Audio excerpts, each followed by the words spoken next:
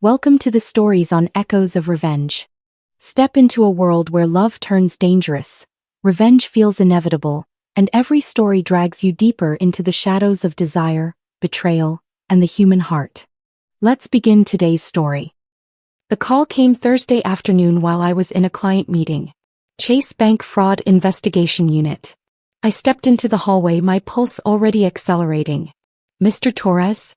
This is Angela Reeves from Chase Special Investigations. I'm calling about a home equity line of credit on the property at 4521 Timberline Road in Cascade County. Your parents opened a $180,000 HELOC on this property 6 days ago. Are you aware of this transaction? The mountain cabin. My refuge. The A-frame I'd purchased in 2019 with money from my software company acquisition. The place where I'd proposed to my wife, where we'd spent our first anniversary, where I'd scattered my grandfather's ashes by the creek. That's my cabin, I said slowly. I'm the only owner. My parents have never had any ownership stake. That's the problem, Mr. Torres. They told our loan officer they were the primary owners and you were a co-signer who'd moved out of state. They've already withdrawn $47,000 from the line of credit. My hand tightened on the phone. They withdrew it? Already. HELOC funds are available immediately upon approval. Our fraud algorithms flagged it yesterday when cross-referencing county records. The deed shows you as sole owner since August 2019. No other names. No liens. They shouldn't have qualified for this loan at all. I leaned against the wall, the hallway suddenly too warm. What did they use for documentation? They provided what appeared to be a grant deed transferring primary ownership to them in 2021. With you remaining as a minority co-owner. Our initial processor accepted it. But our verification team discovered the deed was never recorded with Cascade County. And the notary whose stamp appears on it reported identity theft last year. Forged documents. My parents had done this before. Smaller scale credit cards in my name during college that I discovered and reported. I thought they'd learned. I was wrong. The $47,000 they withdrew? I asked. Based on account activity we can monitor, approximately $32,000 went to an RV dealership 2 days ago. The remaining $15,000 appears to be distributed across credit card payments and what looks like a vacation deposit. They bought an RV with my home equity. An RV I didn't authorize using a cabin I owned through fraud they committed. What happens now? We've frozen the remaining HELOC balance. I need you to come to our Mountain View branch tomorrow at 10 a.m. with your original deed and identification. Bring any documentation showing sole ownership. We're filing a criminal referral today, but we need your formal statement. Mr. Torres?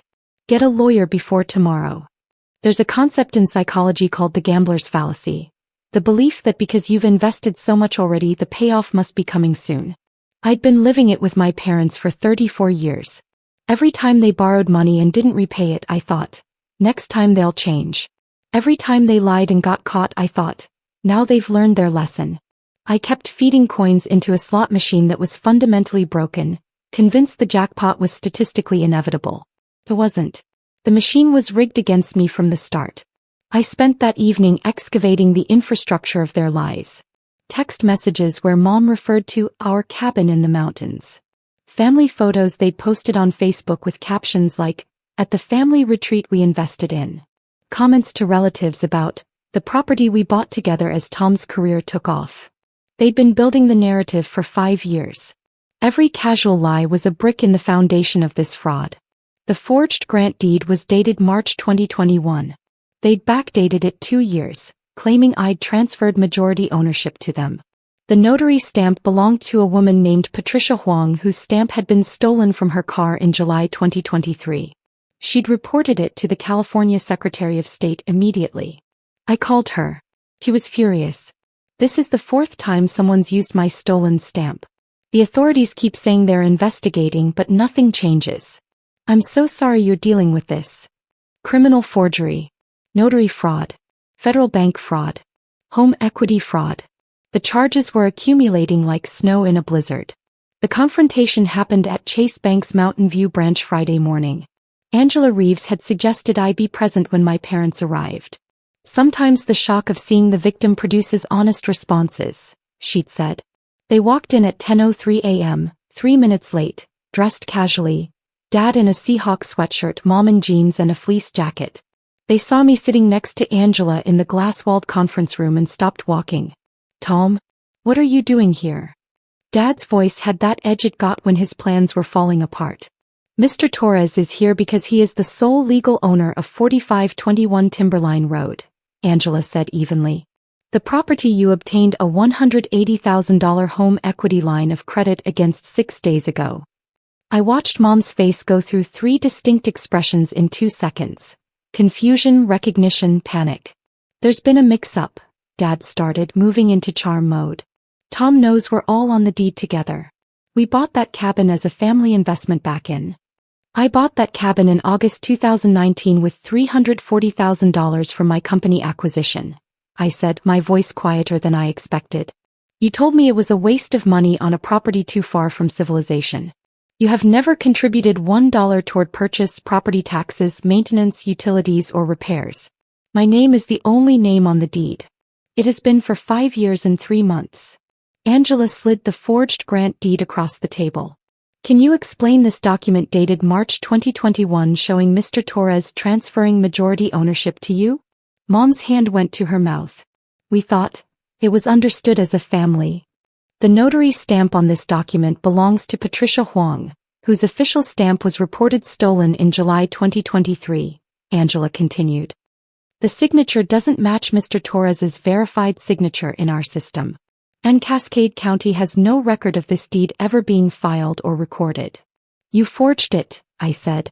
"You created a fake deed with a stolen notary stamp. You lied to a federally insured bank. You committed fraud to steal equity from my property." The silence felt heavy, weighted with years of smaller lies finally crashing into one enormous truth. Dad tried righteous anger. "After everything we've done for you, you've already spent $47,000 of the fraudulently obtained funds," Angela interrupted, consulting her tablet. "RV purchase at Adventure Motorhomes, $32,000. Credit card payments to 4 different accounts, $11,200. Cruise deposit with Royal Caribbean, $3,800. All spent within 72 hours of receiving the money." Mom started crying, the real kind this time, not theatrical. "We needed that RV. Your father's retiring. We've worked our whole lives. We thought you wouldn't mind helping family.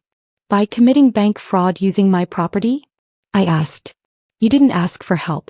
You stole from me using forged documents and a stolen notary stamp." Angela stood.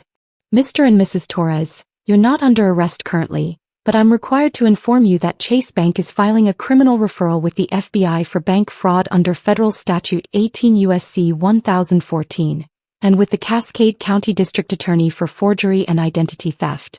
You need legal representation today. Do not leave California." They looked at me like I'd betrayed them, like their son was the criminal for catching them. The procedural unraveling took 14 weeks, and each step was its own small victory. Week 1. The FBI opened case file 2024-4429. My parents hired a criminal defense attorney who charged a $12,000 retainer they borrowed from Mom's sister. They called me 23 times. I blocked their numbers. Week 2.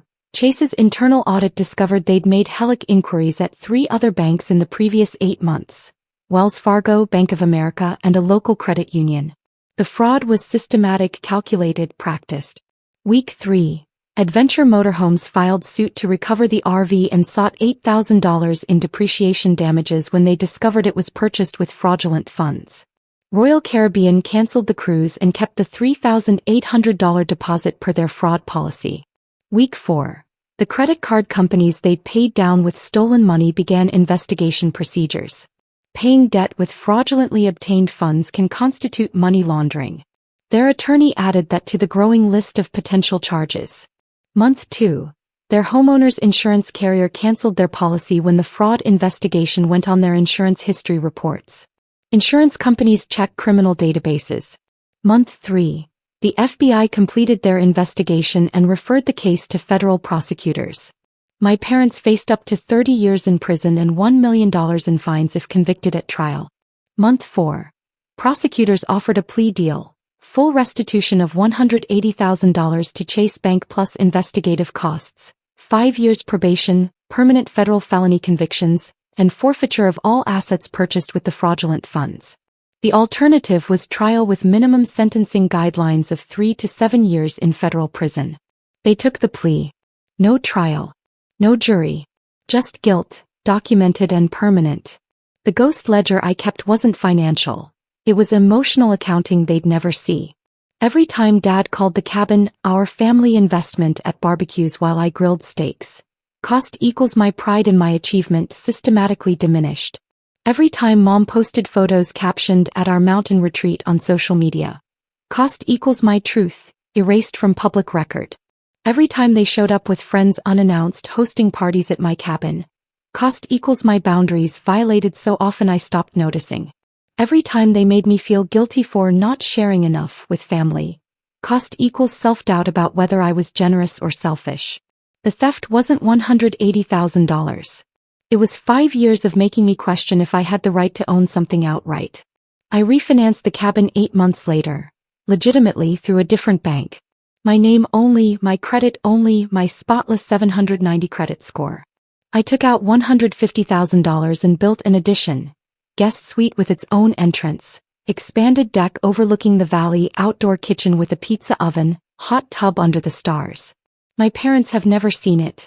They're banned from the property. The restraining order Judge Mitchell granted is valid for 10 years and renewable. They're repaying Chase Bank at $3,000 monthly for 60 months. They sold their house to make the restitution payment and moved into a 1-bedroom apartment. Dad's retirement is gone. Mom works part-time at Target. Every month that payment clears their account. Every month they remember what they tried to take. I spend weekends at the cabin now with my wife and our daughter. New locks on every door. Security system with cameras covering all access roads. Gate code that changes monthly. 3 weeks ago a letter arrived from Dad. It sat on my kitchen counter for 6 days. Inside was 2 sentences. We were wrong about everything. We're sorry for what we did. I read it once. Then I scanned it and added it to the legal file marked Torres versus Torres, permanent record. Some people think forgiveness means reconciliation. I think forgiveness means accepting that the people who hurt you chose to hurt you, and then choosing to build a life they can't reach. The cabin is mine. It was always mine. Now there's documentation to prove it at 3 government agencies and 2 financial institutions. The original deed hangs in my home office now. Framed in walnut. Right where I can see it every morning. One name. One owner. One truth that can't be forged. They wanted to profit from my success without asking. Instead they paid for it in every way that matters. The cabin sits at 6,800 feet, above the cloud line most mornings. Up there the air is clear. The view stretches for miles. And my parents can't touch it.